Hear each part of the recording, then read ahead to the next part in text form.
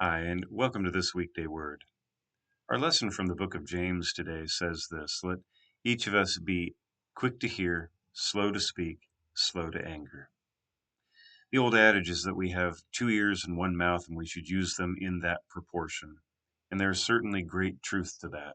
What James is saying here is that we should be those who are not quick to speaking, because that often can lead to anger and lead to damage from our mouths toward others. But instead, we should be quick to hear, quick to listen. But to listen to somebody is actually to seek to understand them and to enter into their world.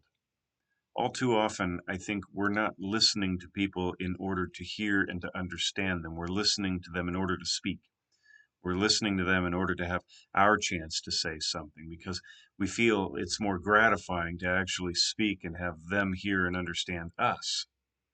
The problem is that when two people really aren't listening to each other, but are just hearing each other with an opportunity to voice their own thoughts, there's no real relationship that takes place, no hearing and listening that actually takes place.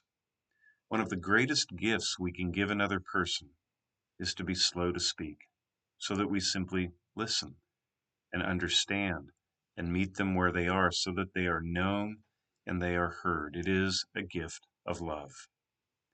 And when we listen to people in that way, something amazing, I think, happens.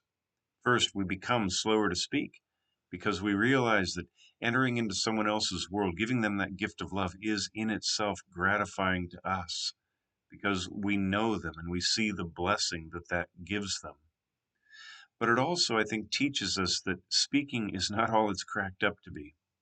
So often we think that there's nothing better than our voice being heard. But sometimes when we're slower to speak, I think we find out that some of the greatest gifts in our lives come from listening to others and the wisdom that they can impart. And so I pray today, friends, that you can simply put this into action, as James goes on to say that we are not to be hearers of the word only, but doers of the word. Do this word. Make an experiment today and be slow to speak, quick to listen, slow to anger, and watch the difference that it makes in your life and in the lives of those around you.